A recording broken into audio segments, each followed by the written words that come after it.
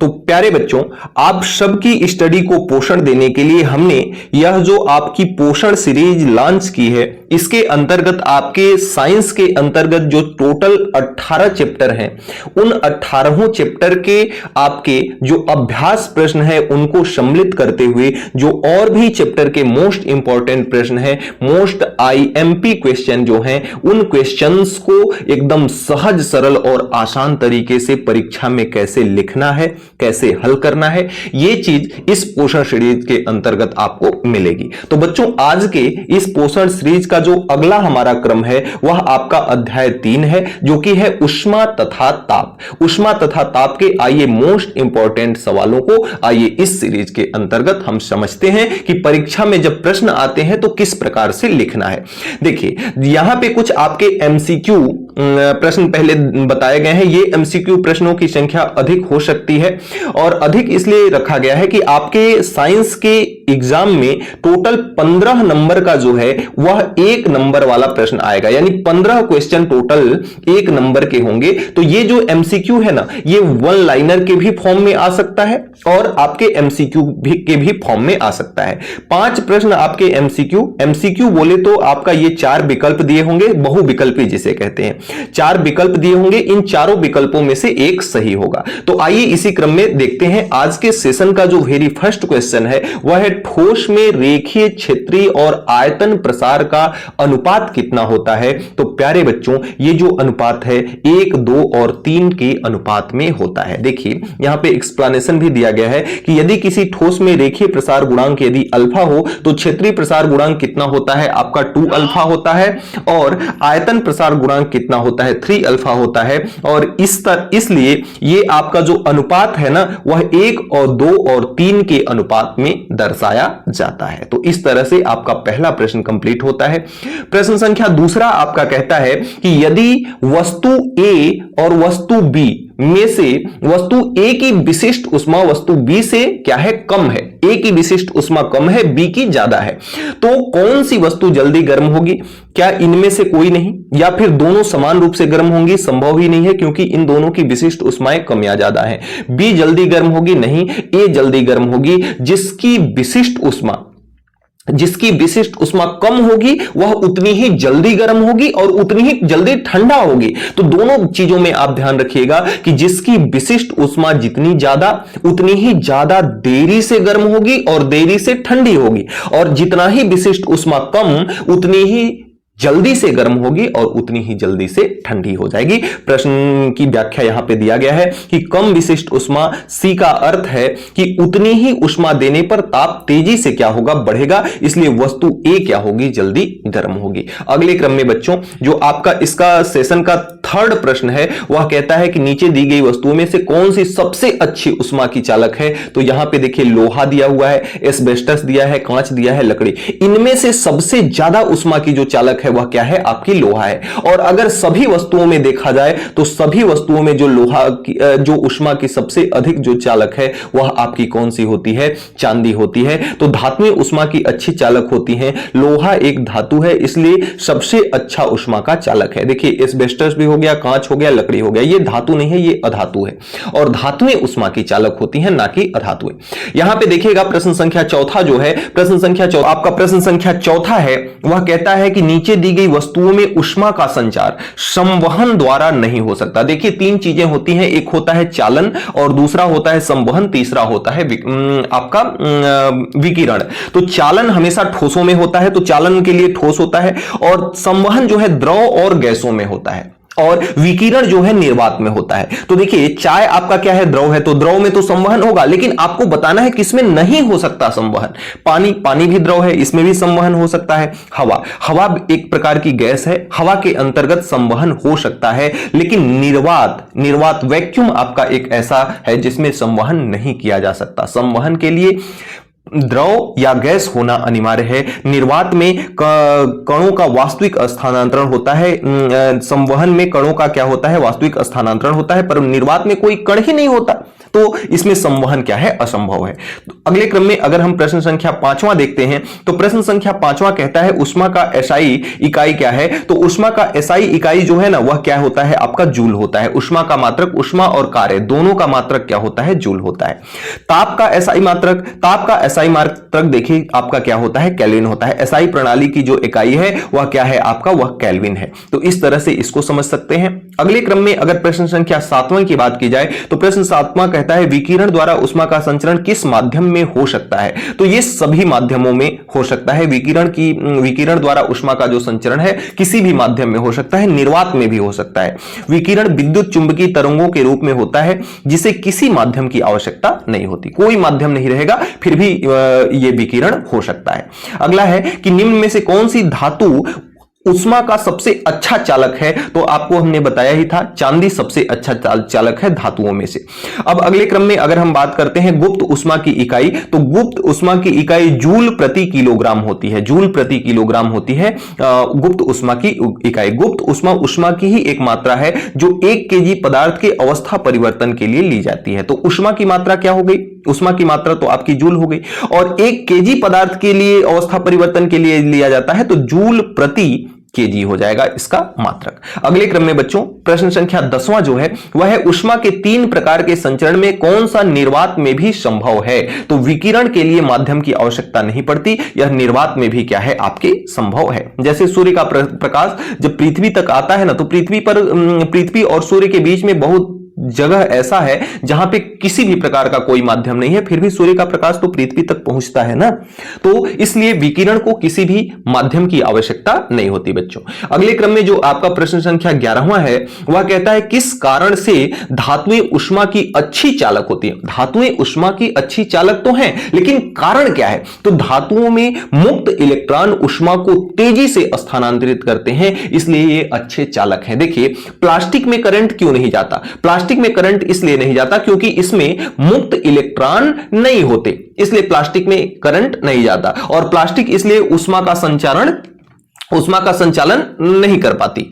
अब उष्मा का संचालन करने के लिए मुक्त इलेक्ट्रॉन, उष्मा या विद्युत का चालन करने के लिए मुक्त इलेक्ट्रॉनों का होना अत्यंत आवश्यक है। तो उनमें मुक्त इलेक्ट्रॉन होते हैं, इस कारण ये उष्मा का अच्छा चालक होती हैं। अगला है कि पानी उबालते समय तापमान 100 डिग्री सेंटीग्रेड पर स्थिर क्यों हो जाता है। तो वाष्पीकरण की गुप्त उष्मा के कारण पानी का जो टेम्परेचर है वह 100 डिग्री सेंटीग्रेड पर सेट हो जाता है। पानी की सारी दी गई उष्मा अवस्थांतरण, यानी कि जो पानी है ना 100 डिग्री सेंटीग्रेड पर क्या होता है, ये भाप बन करके क्या होने लगता है, उड़ने लगता है। जो पानी होता है तो भाप बन के जब उड़ने लगेगा ना, तो ये पानी के अंतर्गत जो भी यहां आग जला करके हम इसको उष्मा देंगे, वो सारी उष्मा उसके उष्मा अवस्था स्थानांतरण में, यानी कि द्रव से जो गैस बन रहा है उसमें क्या हो जाता है, संचित हो जाता है, इसलिए उतने पे स्थिर हो जाता है बच्चों। अगले क्रम में 13वां प्रश्न है कि एक वस्तु का ताप बढ़ाने के लिए आवश्यक उष्मा किस पर निर्भर करती है। तो द्रव्यमान पर भी निर्भर करती है। जितना ज्यादा द्रव्यमान होगा उतना ही देरी से गर्म होगी। विशिष्ट उष्मा जितना ज्यादा होगा उतनी ही देरी से गर्म होगी। ताप में परिवर्तन पर भी निर्भर करती है, तो उपरोक्त सभी पर, क्योंकि Q बराबर आपका होता है mc डेल्टा T। C के जगह पे S भी हम कह सकते हैं। S फॉर विशिष्ट उष्मा हो जाती है, स्पेसिफिक एनर्जी, तो विशिष्ट उष्मा भी हो जाती है, तो ms डेल्टा T भी कहते हैं। ये तीनों बात पर निर्भर करती है बच्चों। अगले क्रम में आपका है 14वां प्रश्न कि किस तापमान पर 0 सेंटीग्रेड और फारेनहाइट समान हो जाते हैं। तो -40 डिग्री पर सेंटीग्रेड और फारेनहाइट पैमाने समान हो जाते हैं। ये इंपॉर्टेंट प्रश्न है, यही नहीं आपके बहुत सारे एग्जामों में पूछे जाते हैं प्रश्न ये सारे। अगले क्रम में आपका प्रश्न है कि उष्मा का संवहन किन पदार्थों में संभव नहीं होता। तो उष्मा का संवहन जो है ना ठोसों नहीं होता। ठोसों में केवल और केवल क्या होता है, ठोसों में केवल और केवल बच्चों क्या होता है, आपका चालन होता है। तो इस चीज को याद रखिएगा। अगले क्रम में आपका 16वां प्रश्न है कि सूर्य से आने वाली उष्मा पृथ्वी तक किस विधि से पहुंचती है। तो विकिरण से पहुंचती है। आपको पता है कि निर्वात में कौन चल सकता है, विकिरण ही हो सकता है। कैलोरी, 1 कैलोरी किसके बराबर होता है। तो 4.186 के बराबर होता है 1 कैलोरी, इतने जूल के बराबर होता है। 1 कैलोरी में आपकी जो कैलोरी होती है, 1 कैलोरी में कितना जूल, तो 4.186 जूल के बराबर होता है। अगले क्रम में आपका प्रश्न संख्या 18वां है कि जल का उबाल बिंदु समुद्र तल की ऊंचाई पर क्या होता है? तो घटता है। समुद्र तल की ऊंचाई पर जल का जो उबाल बिंदु है बच्चों, ये घटता है। ऊंचाई पर वायु दाब क्या होता है? कम होता है, जिससे बॉइलिंग पॉइंट क्या हो जाती है? कम हो जाती है बच्चों। अगले क्रम में प्रश्न संख्या 19वां जो है, 19वां प्रश्न क्या कहता है कि उष्मा के कारण पदार्थ में क्या परिवर्तन हो सकता है? तो तापमान में भी परिवर्तन हो सकता है, अवस्था भी बदल सकती है, आयतन भी बदल सकती है, यानी सभी कुछ हो सकता है। उपरोक्त सभी आपका विकल्प हो जाएगा। अगले क्रम में प्रश्न है कि जब किसी धातु की राड को गर्म किया जाता है तो वह क्या होती है? फैलती है। सिकुड़ेगी तो नहीं, क्योंकि जब ताप दिया जाएगा तो वस्तुएं क्या होती हैं? फैलती हैं। टूटेगी भी नहीं, क्योंकि ये क्या है? धातु की राड है। धातु की राड टूटती नहीं है बल्कि फैलती है। वही अधातु की राड रहती तो टूट जाती। अब यहां पे बच्चों देखिए कुछ मुख्य बिंदु आपके इस चैप्टर के दिए गए हैं, जैसे उष्मा। उष्मा को आप क्या कहेंगे कि यह ऊर्जा का एक रूप है जो तापमान भिन्नता के कारण प्रभावित होती है। अलग अलग तापमान की उष्मा अलग अलग होगी, तो तापमान भिन्नता के कारण प्रभावित होती है। ताप क्या है? कणों की औसत गतिज ऊर्जा की माप को ही हम क्या कहते हैं? ताप कहते हैं। कोई वस्तु जितनी ज्यादा गर्म होगी ना, तो उसके कणों की गतिज ऊर्जा उतनी ही अधिक होगी, और जो वस्तु ठंडी होगी उसके कणों की गतिज ऊर्जा कम हो जाएगी। तो इसलिए ताप जो है ना, कणों की औसत गतिज ऊर्जा का माप है। और एसआई इकाइयां, जैसे देखिए उष्मा की एसआई इकाई जूल होती है, ताप का एसआई इकाई क्या होती है? केल्विन होती है। उष्मा का संचरण 3 विधि से होता है, चालन, संवहन और विकिरण। विशिष्ट उष्मा क्या है? 1 केजी पदार्थ का तापमान 1 सेंटीग्रेड बढ़ाने हेतु आवश्यक उष्मा की जो मात्रा है वह क्या होती है? विशिष्ट उष्मा। इसी प्रकार से बिल्कुल आप प्रश्न लिखेंगे परीक्षा में, 1 या 2 नंबर में जो भी प्रश्न आएंगे। अगला है आपका गुप्त उष्मा। गुप्त उष्मा देखिए कौन सी बीमारी है कि अवस्था परिवर्तन के समय ताप बदले बिना ली गई उष्मा क्या कहलाती है? गुप्त उष्मा कहलाती है बच्चों। जल की विशिष्ट उष्मा कितनी होती है? ये आपकी 4200 जूल प्रति किलो डिग्री सेंटीग्रेड या बहुत अधिक, इससे भी अधिक होती है। जल की विशिष्ट उष्मा अत्यंत ज्यादा होती है बच्चों। अगले क्रम में आइए, जो प्रश्न संख्या आपका दूसरा है, अभी तक दूसरा ही प्रश्न चल रहा है? नहीं, प्रश्न संख्या दूसरा इसको हमने बताया है क्योंकि वो सारे प्रश्न को मैंने 1 नंबर में रखा था। तो ये आपका रिक्त स्थानों को क्या करना है? भरना है। उष्मा कोई पदार्थ नहीं बल्कि क्या है? ऊर्जा है। क्या है? ऊर्जा है। और के कारण उष्मा का स्थानांतरण होता है ताप में भिन्नता के कारण, टेम्परेचर डिफरेंस के कारण। जब किसी वस्तु का, एक वस्तु का तापमान क्या होगा? कम होगा, और दूसरे वस्तु का तापमान अधिक होगा, तो अधिक वाली तापमान से कम तापमान वाली वस्तु में उष्मा का स्थानांतरण होता है बच्चों। अब अगले क्रम में तीसरा प्रश्न है कि चालन के द्वारा उष्मा का संचरण केवल किस में होता है बच्चों? तो ठोस में होता है। ये बार बार मैंने अभी तक रटा इस चीज को।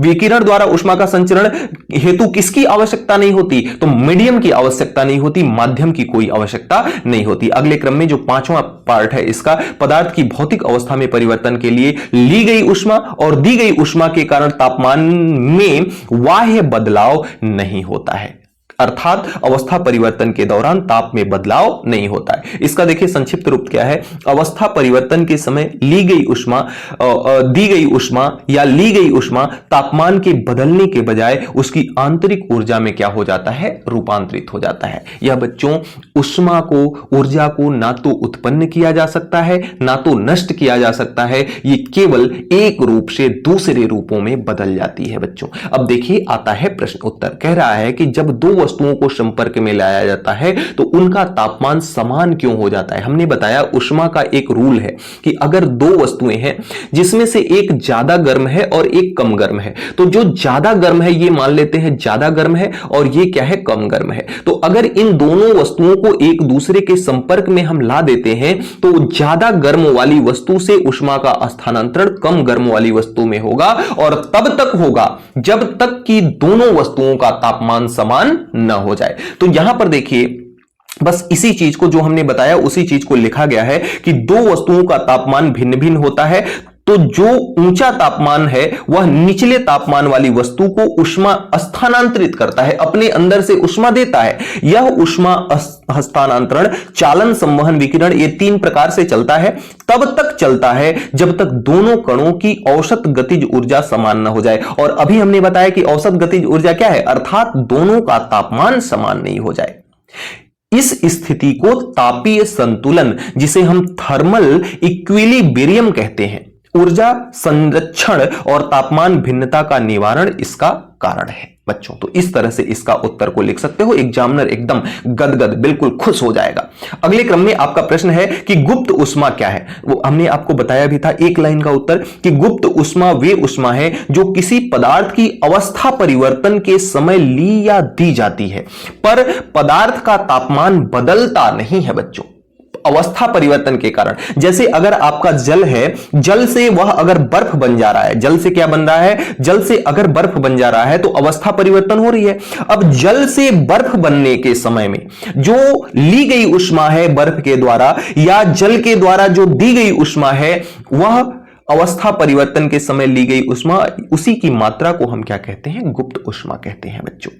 और जैसे उदाहरण देखिए लिखा हुआ है कि बर्फ को पिघलने पर दी गई ऊष्मा तापमान बढ़ाती नहीं है परंतु लिक्विड परिवर्तन होती है। जैसे आपका बर्फ जो है ठोस में है, ये बर्फ अगर गलने लगता है तो यह जल के रूप में बदल जाता है, लेकिन जल के तापमान को बढ़ाता नहीं है, यह बस क्या करता है कि इसकी अवस्था को क्या करता है बच्चों, परिवर्तित करता है। अवस्था को क्या करता है बच्चों, परिवर्तित करता है। गुप्त उष्मा को अक्सर एल से प्रदर्शित करते हैं। अब ये एल कहां से लिखा गया है ये मेरे को नहीं पता, एस से प्रदर्शित करते हैं। आप लोग इस चीज को याद रखिएगा, ठीक है। और इसकी इकाई जूल किलोग्राम होती है। बहुत पूछा जाता है कि गुप्त उष्मा की इकाई, गुप्त उष्मा का मात्रक क्या होता है, तो जूल प्रति किलोग्राम होता है। इस चीज को बहुत ध्यान से याद रखिएगा बच्चों। अगले क्रम में प्रश्न 5वां कहता है, बहुत बार पूछा जाता है यह प्रश्न कि गैस से भरा गुब्बारा आग के पास लाने से फूट जाता है, क्यों, कारण आपको बताना है।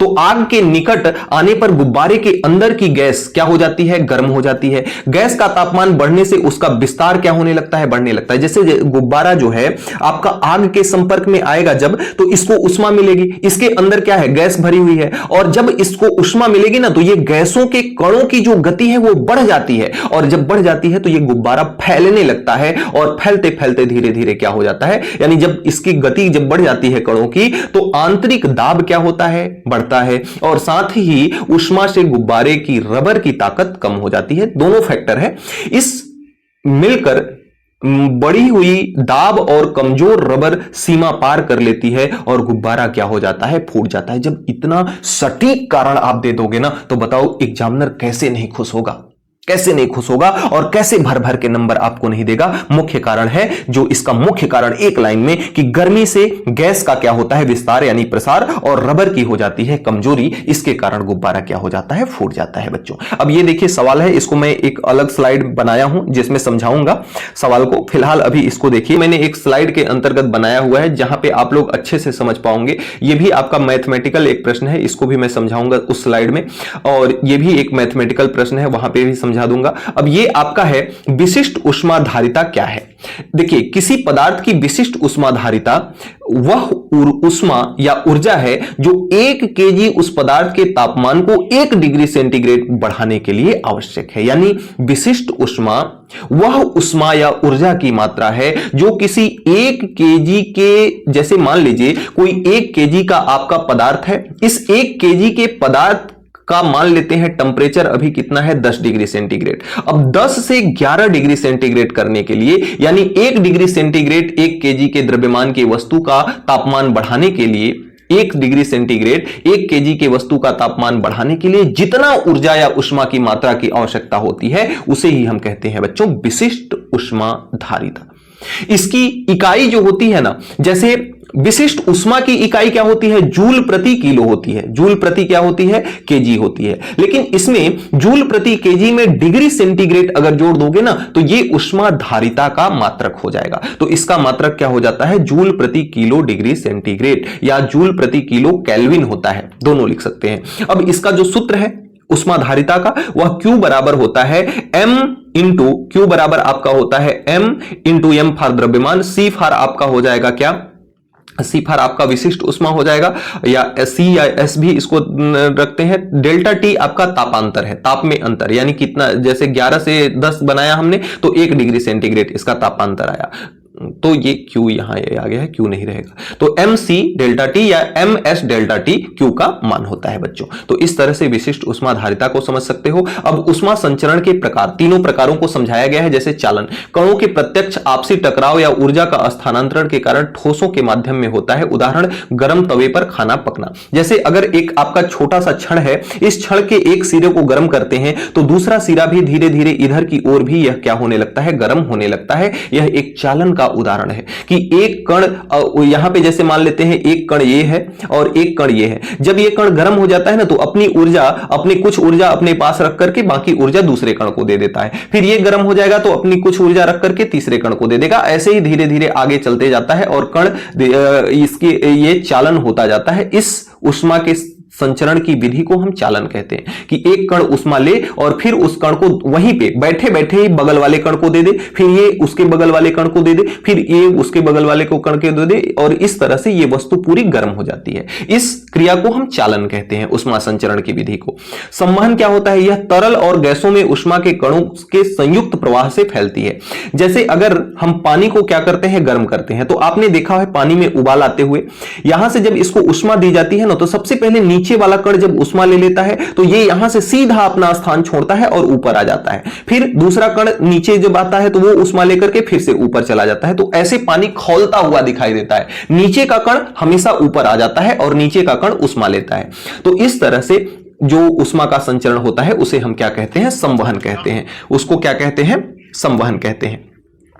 तो यहां से आप समझ सकते हो, जैसे प्राकृतिक संवहन, जबरदस्ती संवहन, ये सब फालतू चीजें हैं, इसको आपको नहीं लिखना है। उदाहरण सीधे लिख लीजिएगा कि उबलता पानी या कमरे का एयर कंडीशनिंग, ये भी आपका किसका उदाहरण है, संवहन का उदाहरण है। अगर विकिरण की बात करें तो विकिरण को माध्यम की आवश्यकता नहीं होती है, तो विकिरण ऊष्मा संचरण की वह विधि है जिसको माध्यम की कोई आवश्यकता नहीं होती। उदाहरण के तौर पे लिख लीजिएगा कि सूर्य की ऊष्मा, बर्तन से निकली गर्मी का अनुभव करना, ये इसके उदाहरण है।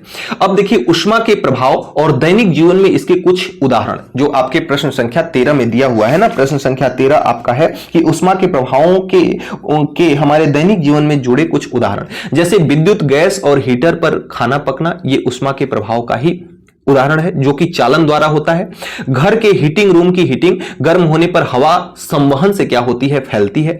सूर्य के तात्विक गर्मी या विकिरण, त्वचा का गर्म होना, सोलर पैनल इत्यादि हीटर में प्रयोग इसका होता है। ये किसका उदाहरण है, हमारे दैनिक जीवन में उपयोग का। रबर पाइप का फैलना, गर्मी से वस्तु का विस्तार होता है, प्रसार होता है, जिससे रबर की पाइप फूट जाती है। और आपका क्या है, फ्रिज जो है ऊष्मा का निकासी से पदार्थ को ठंडा होता है। जैसे फ्रिज क्या करता है, ऊष्मा की निकासी करता है, अपने अंदर से ऊष्मा को निकाल देता है तो वह ठंडा हो जाता है, इसलिए वह उसका क्या करता है, ठंडे कर देता है उस चीज को। लोहे और तांबे के बर्तन, धातु तेजी से गर्म और ठंडे होते हैं और ये ऊष्मा की चालकता का ही एक प्रभाव है। अगले क्रम में बच्चों कुछ और इंपॉर्टेंट प्रश्न यहां पे लिखे गए हैं, जैसे आग की चिंगारी को बुझाने के लिए पानी का छिड़काव किया जाता है, ऐसा क्यों? देखिए ऐसा इसलिए होता है कि पानी के छिड़कने से चिंगारी बुझ जाती है, क्योंकि पानी गर्मी पाते ही काफी ऊष्मा अपने अंदर अवशोषित कर लेता है। यानी आग में जो ऊष्मा है ना, उस ऊष्मा को पानी अपने अंदर एब्जॉर्ब कर लेता है, अवशोषित कर लेता है और वाष्प में बदलते हुए, यानी जब पानी ऊष्मा अवशोषित करेगा तो वाष्प में बदलेगा पानी, तो आग की उपलब्ध ऊष्मा क्या हो जाता है, कम कर देता है। आग की ऊष्मा अपने अंदर धारण कर लेगा तो आग की ऊष्मा क्या हो जाएगी, कम हो जाएगी। परिणाम स्वरूप दहन के लिए आवश्यक तापमान नीचे आ जाता है और आग क्या हो जाती है, बुझ जाती है। और भी बहुत सारे फैक्ट हैं इसके, आइए समझा देते हैं बस। लेकिन आपको परीक्षा में अगर ये प्रश्न पूछता है, परीक्षा में अगर आपसे ये प्रश्न पूछता है तो आपको बस इतना उत्तर देना है, बस फैक्ट मैं आपको समझा रहा हूं। देखिए फैक्ट समझिएगा। ताप कम करना, ताप कैसे कम करता है ये चीज हमने समझा ही दिया। अब गुप्त ऊष्मा देखिए, पानी का वाष्प बनना बहुत ही अधिक ऊष्मा क्या करता है, लेता है। यह ऊष्मा सीधे आग से ही ली जाती है, इसलिए थोड़ी मात्रा पानी भी बहुत ऊष्मा क्या कर लेती है, अवशोषित कर लेती है और आग क्या हो जाती है, बुझ जाती है। आवरण या प्रभाव, पानी जब सतह पर फैलता है या भाप बनकर उठता है तो वह ऑक्सीजन के साथ सीधे संपर्क में कमी, भाई पानी जब वाष्प बन के उड़ेगा ना तो अपने अंदर जो वहां पे आसपास की ऑक्सीजन है ना उसको भी उड़ा देगा, और आग को जलने के लिए ऑक्सीजन का होना अत्यंत आवश्यक है, इसलिए भी आग क्या हो जाती है, बुझ जाती है। अगला है दहनशील पदार्थों को गीला होना, जैसे गीली सतह, पानी जब डालते हैं तो सतह को क्या कर देता है, गीला कर देता है, और जलती, इसलिए गीली सतहें जलती नहीं है और कम आसानी से जलती हैं, इसलिए पुनः आग पकड़ने की संभावना घट जाती है और आग क्या हो जाती है, बुझ जाती है बच्चों। अगले क्रम में एक और प्रश्न है छोटा सा, इस भी प्रश्न को मैं आइए अगले स्लाइड में करूंगा। अब देखिए जो आपके सवाल कुछ छूटे हुए थे, आइए उन सवालों को हम हल करते हैं। यहां तांबे के एक बर्तन का द्रव्यमान कितना है, 500 ग्राम है। इसका ताप कितना है, 40 डिग्री सेंटीग्रेड तक बढ़ाने के लिए आवश्यक ऊष्मा यानी कि Q का मान आपसे पूछ रहा है कि गणना कीजिए, जिसमें तांबे की विशिष्ट ऊष्मा दिया है कितना, 0.09। अब यहां Q बराबर कितना हो जाएगा, ध्यान से समझिएगा। यहां से देखिए, इस पर मैं आपको समझा देता हूं स्लाइड पर। यहां से देखिए ये 500 ग्राम दिया है, ये स्लाइड सवाल गलत टाइपिंग है, मैं यहां से आपको समझाता हूं, ध्यान से समझिएगा। पहले ग्राम को आपको किलोग्राम में बदलना पड़ेगा, तो किलोग्राम में अगर इसको बदलेंगे तो ये कितना होगा आपका, 0.5 किलोग्राम होगा, क्योंकि आधा किलो है, तो ये आपका 0.5 किलोग्राम हो जाएगा। और इनटू में आपका होता है S, Q बराबर होता है MST, जहां पे M क्या है, द्रव्यमान है, S आपकी विशिष्ट ऊष्मा है, T है आपका तापमान यानी कि ताप। तो यहां से M का मान कितना हो गया, 0.5 kg हो गया, और आपका S है, विशिष्ट ऊष्मा कितना है, 0.09 है, इनटू तापमान कितना है आपका, 40 है। अब बस इसका मल्टीप्लाई करना है, 4 का 0.5 के साथ मल्टीप्लाई करेंगे तो कितना हो जाएगा, 20 नहीं, यहां पे ये होगा, देखिए 4 पंचे 20 होगा, तो 4 का मल्टीप्लाई नहीं है ना, 40 का है, तो 1 जीरो से इसका दशमलव खत्म हो जाएगा, और 5 चौका 20, तो पूरा ये 20 आ जाएगा। अब यहां से इसका मल्टीप्लाई होगा 0.09 में, तो 9 दूना के कितना होता है, 18, 9 दूना कितना होता है, 18, 1 जीरो ये वाला है 20 वाला, तो ये 180 हो जाएगा। अब 180 में यहां पे 2 अंक पे आपको दशमलव भी लगाना है, तो 2 अंक पे दशमलव लग जाएगा ना, तो ये 1.8 जूल हो जाएगा। कितना हो जाएगा, 1.8 जूल हो जाएगा। तो इसका मान कितना हो जाएगा, 1.8, सॉरी ये आपका कहां से मिसप्रिंट हो, 1.8 जूल हो जाएगा। तो इस तरह से ये आंसर हो जाएगा। अगर इसको कैलोरी में बदलोगे ना तो ये 1800 कैलोरी होगा। कितना होगा, 1800 कैलोरी हो जाएगा। लेकिन अगर जूल में चाहिए तो ये आपका कितना हो जाएगा, 1.8 जूल आपका आंसर हो जाएगा बच्चों। अब इसको तो हमने बता ही दिया था। अब गुप्त ऊष्मा भी हमने बता दिया था। अब ये देखिए आपका जो आता है वह है, निम्न तापमानों को अन्य तापमान में परिवर्तित कीजिए। जैसे 14 डिग्री फ़ारेनहाइट को सेल्सियस में आपको बदलना है। देखिए जब हमने ये चैप्टर पढ़ाया था आपको, तो वहां पे एक फार्मूला मैंने ड्राइव कराया था, फ़ारेनहाइट से सेल्सियस, सेल्सियस से केल्विन, ये सब बदलने के लिए फार्मूला बताया था। वो फार्मूला किस आधार पे बना था, सबसे पहले जो पैमाना है उस पैमाने को लिखेंगे, उस पैमाने का निम्नतम बिंदु, और उस डिवाइड बाई, इसमें से माइनस कर देंगे, उसका डिवाइड बाई अधिकतम बिंदु माइनस निम्नतम बिंदु। तो इस आधार पे ये फार्मूला आपका बना था। तो ये आपका हो जाएगा F माइनस का 32 डिवाइड बाई आपका हो जाएगा 212 माइनस का 32, और ये हो जाएगा C माइनस का 0, 100 माइनस का 0। तो यहां से F का मान कितना है, 14, फ़ारेनहाइट का मान कितना है, यहां पे 14 दिया हुआ है, तो F के जगह पे 14 रख लेंगे, तो ऊपर में हो जाएगा 14 माइनस 32, 212 माइनस 32 करेंगे तो कितना हो जाएगा, 180, और ये C माइनस 0 ऊपर में C हो जाएगा, और नीचे में 100 माइनस 0 कितना हो जाएगा, 100। अब 180 यहां 180 है और ये 100 है, 20 से कटाएंगे तो 100 5 बार में कट जाएगा, 180 9 बार में कट जाएगा। तो ये यहां पे देखिए आया कितना, यहां पे आया कितना, इस 5 का मल्टीप्लाई होगा आपका, थोड़ा सा शॉर्ट फॉर्म में यहां पे बना दिया गया है, 14 में से 32 निकलेगा, 14 में से 32 निकलेगा तो कितना बचेगा, 18, माइनस का कितना बचेगा, ऊपर में यहां 18 बचेगा। 14 में से 32 निकला तो 18 बचा, नीचे में कितना है, 9 है, शॉर्ट में नहीं किया गया, ठीक है। चलिए तो 14 में से 32 निकला तो ये 18 बचेगा, 180 में भाग लगा दिए तो ये 9 बार गया ना, तो 9 हो गया, माइनस का 18 है ऊपर में, और इधर C बटे 5 बचा।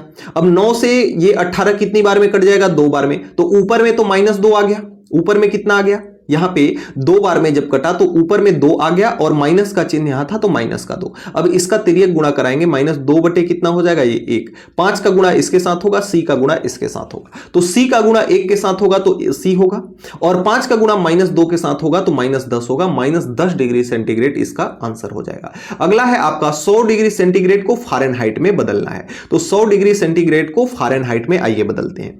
इसका फार्मूला ये वही फार्मूला होगा, और ये आपका C/100, 100/100 कैसे कर दिया, अच्छा 100 डिग्री सेंटीग्रेड है ना, यानी सेंटीग्रेड का मान 100 दिया है, तो सेंटीग्रेड के जगह पे हमने कितना लिख लिया, सेंटीग्रेड के जगह पे हमने 100 लिख लिया। 100 से 100 ये कट गया, और इधर आपका कितना हो गया, f माइनस का 32 डिवाइड बाई 180। अब 180 को इधर भेज दो तो इधर आएगा तो 180 हो जाएगा, 1 के साथ मल्टीप्लाई करेगा तो, और इधर आपका कितना है, f माइनस का 32 है, तो इधर आपका f माइनस का 32 हो जाएगा।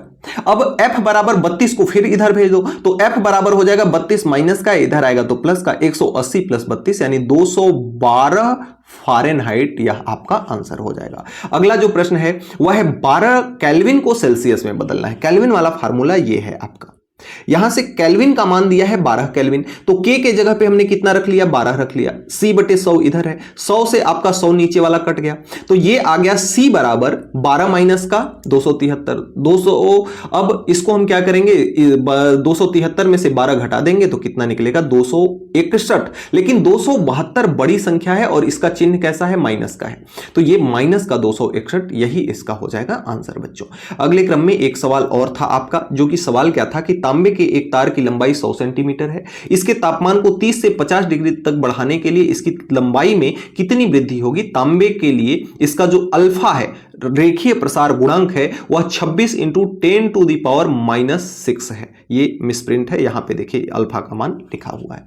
तो यहां से आइए इस सवाल को बनाते हैं। देखिए दिया क्या क्या है, जो दिया है वह है आपका कि L यानी कि लंबाई आपका कितना दिया है, 100 सेंटीमीटर, तापमान T1 कितना दिया है 30, T2 कितना दिया है 50, और डेल्टा L आपको ज्ञात करना है, अल्फा का भी मान दिया हुआ है। सूत्र आपके पास होता है डेल्टा L बराबर alpha into L delta T। कहां से आया सूत्र ये, तो ये आपका जो रेखीय प्रसार गुणांक अल्फा होता है ना, वह आपका होता है delta L divide by L delta T होता है। तो इस सूत्र में हम इसको अल्फा के पास भेज देंगे तो डेल्टा L बराबर हो जाएगा आपका alpha into L delta T।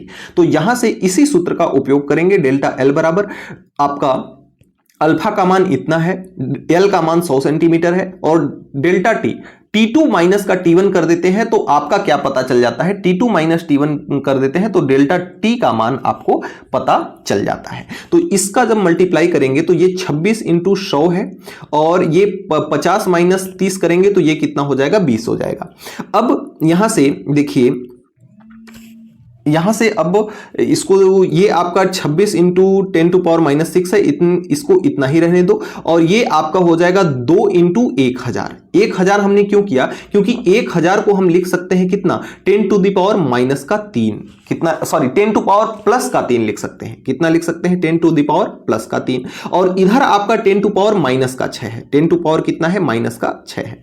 तो जब आपका बच्चों बेस बराबर होता है ना, बेस बराबर होता है तो घातें जुड़ जाती हैं, तो इसका भी बेस 10 है, इसका भी बेस 10 है। -6 में जब 3 जुड़ेगा तो आपका कितना हो जाएगा, -3 हो जाएगा। तो यहां पे कितना बचा, यही आपका -3 बचा, और 26 में 2 का मल्टीप्लाई करेंगे तो 26 दूना हो जाएगा 52, और 10⁻⁻3 का मतलब यह होता है कि दशमलव को 3 अंक आगे खिसकाना, 3 अंक आगे की ओर खिसकाना, पीछे से 3 अंक आगे की ओर खिसकाना, और यही प्लस का 3 रहता तो दशमलव इधर पीछे की तरफ खिसकता। तो यहां 10⁻³ था, तो 52 में 3 अंक पे जब दशमलव हमने खिसकाया तो 0.052 इसका क्या हो जाएगा, आंसर हो जाएगा। 0.052 इसका आंसर हो जाएगा बच्चों। अब अगर लंबाई में इतनी वृद्धि हो रही है तो पहले लंबाई कितनी थी, 100 सेंटीमीटर थी, इतनी उसमें वृद्धि हो गई तो टोटल लंबाई कितनी हो गई, 100.052 सेंटीमीटर इसकी टोटल लंबाई हो गई। तो इस तरह से बच्चों सवालों को आप बना सकते हो। अब ये देखिए, जल की महत्तम विशिष्ट उष्मा के दैनिक जीवन में 3 उपयोग, जो वहां पे थोड़ा सा लेंदी लिखा हुआ था, इसमें क्या है, गर्मी के दिनों में स्विमिंग पूल का पानी ठंडा रहना, पहला ये है। वाष्प उच्च विशिष्ट उष्मा रखता है, इसलिए इसका उपयोग रेल बड़ी बड़ी चीजों को चला देता है विशिष्ट उष्मा के ही कारण। और जल की महत्तम विशिष्ट उष्मा के कारण चाय और काफी बहुत देर तक बच्चों ठंडा नहीं होता, गर्म रहता है। अब देखिए, रेखीय प्रसार गुणांक क्या होता है, इंपॉर्टेंट है, यह भी आ जाता है परीक्षा में। तो अगले क्रम में जो आपका रेखीय प्रसार गुणांक है, आइए रेखीय प्रसार गुणांक को बहुत अच्छे से एकदम देसी भाषा में समझाते हैं। देखिए बच्चों, रेखीय प्रसार गुणांक क्या होता है, सबसे पहली चीज जान लीजिए कि ऐसी वस्तु जिसकी लंबाई की तुलना में चौड़ाई नगण्य हो, यानी कि लंबी हो केवल, चौड़ी बहुत कम हो, तो ऐसी वस्तु को जब ताप दिया जाता है ना, तो ताप देने से इस वस्तु में प्रसार होता है और इस वस्तु की लंबाई में वृद्धि होती है, तो इसे हम रेखीय प्रसार कहते हैं। अब रेखीय प्रसार गुणांक किसको कहते हैं, देखिए बहुत अच्छे से इसको हमने लेक्चर वीडियो में समझाया हुआ है। रेखीय प्रसार गुणांक का जो फार्मूला होता है ना, वह होता है डेल्टा एल, क्या होता है बच्चों, delta L divide by L into delta T होता है। अब यहां से परिभाषा बनाना हमने आपको बताया था सूत्र से कि सब चीज को एक मान लो, लंबाई को एक मान लो, तापमान में वृद्धि को एक मान लो, और इसकी लंबाई में भी क्या मान लो, लंबाई में वृद्धि को छोड़ दो, नीचे वाले को एक मान लो। नीचे वाले अगर एक हो जाएंगे तो डेल्टा, जो ये अल्फा है, रेखीय प्रसार गुणांक है, वह किसके बराबर हो जाएगा, डेल्टा एल के बराबर हो जाएगा। तो डेल्टा एल के बराबर यानी लंबाई में होने वाली वृद्धि के बराबर ये कब है, जब इसकी प्रारंभिक लंबाई 1 सेंटीमीटर हो और इसका तापमान में वृद्धि कितना किया गया हो, 1 डिग्री सेंटीग्रेड किया गया हो। तो बच्चों इसके अब इसको बनाएंगे कैसे, समझिएगा।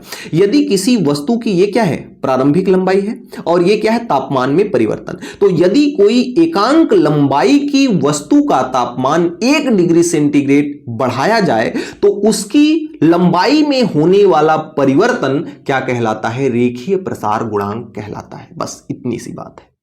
जब किसी वस्तु की लंबाई में जब कोई एकांक वस्तु की लंबाई हो और उसका तापमान 1 डिग्री सेंटीग्रेड बढ़ाने पर जो उसकी लंबाई में डेल्टा एल परिवर्तन होता है, वह किसके बराबर होता है, रेखीय प्रसार गुणांक के बराबर होता है। ठीक उसी प्रकार से आइए समझाते हैं हम क्षेत्रीय प्रसार गुणांक को। क्षेत्रीय प्रसार गुणांक को हम बीटा से डिनोट करते हैं। बीटा बराबर आपका होता है delta A divide by A into delta T. हमने बताया आपको कि नीचे वाले को आप कितना मान लो, 1 मान लो। जैसे ए को 1 मान लिए, ए क्या है, क्षेत्रफल, और ये डेल्टा टी क्या है, ताप में परिवर्तन, तो ताप में परिवर्तन को 1 डिग्री सेंटीग्रेड ले लो। अब इसको पढ़ोगे कैसे, ए क्या है, क्षेत्रफल, तो जब एकांक क्षेत्रफल की कोई वस्तु हो और उसका तापमान 1 डिग्री सेंटीग्रेड बढ़ाना हो तो ये नीचे 1 हो जाएगा, तो ये बीटा जो है ना किसके बराबर हो जाएगा, बीटा डेल्टा ए के बराबर होगा कि नहीं। कब हो रहा है कि जब एकांक क्षेत्रफल वाली वस्तु हो और उसका तापमान 1 डिग्री सेंटीग्रेड बढ़ाया हो। तो एकांक क्षेत्रफल वाली वस्तु का तापमान 1 डिग्री सेंटीग्रेड बढ़ाने पर उसके क्षेत्रफल में होने वाली वृद्धि इसका क्षेत्रीय प्रसार गुणांक कहलाती है। अब क्षेत्रीय प्रसार किसको कहते हैं सर, एक ऐसी वस्तु हो जिसकी लंबाई भी हो और चौड़ाई भी हो, ऐसी वस्तु का तापमान बढ़ाने पर जो उसके क्षेत्रफल में वृद्धि होती है, उस वृद्धि को हम क्षेत्रीय प्रसार कहते हैं। और एकांक क्षेत्रफल वाली वस्तु का तापमान 1 डिग्री सेंटीग्रेड बढ़ाने पर उसके क्षेत्रफल में होने वाला परिवर्तन क्या कहलाता है, आपका क्षेत्रीय प्रसार गुणांक कहलाता है। अब आयतन प्रसार गुणांक को आइए समझा देते हैं। आयतन प्रसार गुणांक किसको कहते हैं, ऐसी वस्तु हो जिसकी लंबाई भी हो, चौड़ाई भी हो, और उस वस्तु की क्या हो, ऊंचाई भी हो, लंबाई भी हो, चौड़ाई भी हो, ऊंचाई भी हो, तो ऐसी वस्तु के पास आयतन होता है। आयतन प्रसार गुणांक को गामा से प्रदर्शित करते हैं। गामा बराबर होता है delta V divide by V into delta T. अब नीचे को 1 मान लो, इसके आयतन को 1 मान लो और इसके टेम्परेचर को 1 डिग्री सेंटीग्रेड मान लो। अब एकांक आयतन की किसी वस्तु का तापमान 1 डिग्री सेंटीग्रेड बढ़ाने पर उसके आयतन में होने वाला परिवर्तन डेल्टा भी किसके बराबर होता है? इसके आयतन प्रसार गुणांक के बराबर होता है। आयतन प्रसार गुणांक किसे कहते हैं? कि जब कोई ऐसी वस्तु हो जिसकी लंबाई भी हो और चौड़ाई भी हो, ऐसी वस्तु को ताप देने पर, ऊर्जा देने पर उसके आयतन भी में परिवर्तन होता है, उस परिवर्तन को हम क्या कहते हैं? आयतन प्रसार कहते हैं। तो इस तरह से इन चीजों को समझ सकते हो। अब एक और आपका आता है रेखीय प्रसार गुणांक और क्षेत्रीय प्रसार गुणांक में संबंध स्थापित कीजिए। हमने एक ऐसी वस्तु ली है जिसकी लंबाई भी है और चौड़ाई भी है, लंबाई भी है और क्या है? चौड़ाई भी है, और उसका हमने माना कि एक वर्ग है जिसकी भुजा क्या है? 1 सेंटीमीटर की है। 1 डिग्री सेंटीग्रेड ताप बढ़ाने पर वर्ग की भुजा में जो लंबाई है अल्फा की वृद्धि होती है। तो देखिए पहले उसकी लंबाई कितनी थी? 1 सेंटीमीटर थी। जब उसको ताप दिया गया तो उसकी लंबाई में वृद्धि हुई, और वह लंबाई में कितनी वृद्धि हुई? अल्फा की वृद्धि हो रही है। तो यहां पे ये भुजा में जो वृद्धि हो गई, तो पहले 1 सेंटीमीटर की थी, अल्फा की वृद्धि हो गई, तो 1 प्लस कितना हो गया? अल्फा हो गया। तो 1 प्लस ये कितना हो गया? अल्फा। अब यहां से क्षेत्रफल में वृद्धि कितनी हो जाएगी? क्षेत्रफल तो आपका होता है a, यानी लंबाई इंटू चौड़ाई। तो इसकी लंबाई भी कितनी है? 1 प्लस ए है। लंबाई कितनी है? 1 प्लस अल्फा है। चौड़ाई भी कितनी है? 1 प्लस अल्फा है। तो 1 प्लस अल्फा इंटू में 1 प्लस अल्फा करेंगे, 1 प्लस अल्फा करेंगे तो ये 1 प्लस अल्फा का स्क्वायर ही तो होगा। तो ये 1 प्लस अल्फा का स्क्वायर हो गया। अब यहां से ये क्षेत्रफल में वृद्धि को ही हम डेल्टा ए कहते हैं। तो ये आपका a प्लस बी के होल स्क्वायर पे खुलेगा, a का स्क्वायर प्लस b का स्क्वायर प्लस 2ab खुल गया हमारा। अब यहां से यदि लंबाई में वृद्धि नागण्य हो, यानी छोटी सी हो, तो अल्फा का स्क्वायर जैसे 0.001 हो, तो इसका स्क्वायर जब करेंगे ना बच्चों, तो ये कितनी बड़ी संख्या आएगी पता है? 0.00000.01 आ जाएगा। ये कितनी छोटी सी संख्या है, यानी लगभग 0 के बराबर है, तो इसको हमने नागण्य मान लिया, यानी अल्फा का स्क्वायर कितना हो गया? 0 हो गया, और ये 1 जो था वह प्रारंभिक लंबाई ही थी हमारा। तो डेल्टा ए जो है ना वह कितना निकला? आपका 2 अल्फा के बराबर आया। डेल्टा ए जो है कितना आया? 2 अल्फा के बराबर आया। और क्षेत्रफल में हुई वृद्धि को ही हम क्या कहते हैं? बीटा कहते हैं। इसको ही हम क्षेत्रीय प्रसार गुणांक कहते हैं। तो क्षेत्रीय प्रसार गुणांक बराबर इतना ही तो होता है। अगर a का मान 1 है और ये आपका डेल्टा t का मान 1 है, जो कि हमने यहां पे माना है ना पहले, तो ये नीचे वाला 1 हो जाएगा। तो बीटा बराबर बताओ 2 अल्फा के बराबर होगा कि नहीं होगा? बीटा बराबर 2 अल्फा के बराबर होगा कि नहीं होगा? यही तो संबंध है कि जो बीटा का संबंध है वह अल्फा के कितने के बराबर है? 2 गुने के बराबर होता है। बस यही आपका छोटा सा संबंध है जिसे आप याद रखेंगे। तो इस तरह से आपके जितने भी इस चैप्टर के इंपॉर्टेंट प्रश्न थे वे सारे के सारे इंपॉर्टेंट प्रश्न आपके कवर कर दिए गए। बच्चों वीडियो यदि आपको प्यारी लगी होगी तो एक कमेंट कीजिएगा, फिर हम मिलेंगे आपके चैप्टर नंबर 4 में।